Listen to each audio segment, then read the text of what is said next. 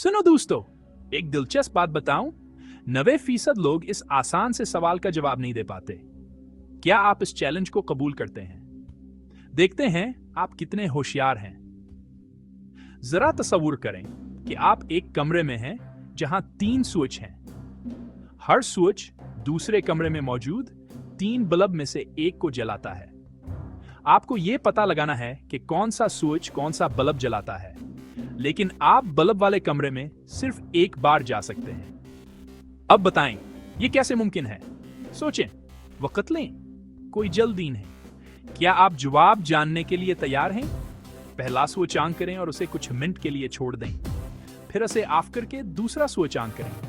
अब जल्दी से बल्ब वाले कमरे में जाएं। जो बल्ब बंद है लेकिन गर्म है, वह पहले स्विच का है।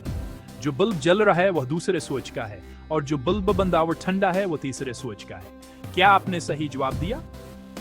हमें कमेंट्स में जरूर बताएं। और मजीद ऐसे ही दिलचस्प सवालों के लिए हमारे चैनल को लाइक और सब्सक्राइब करना ना भूलें।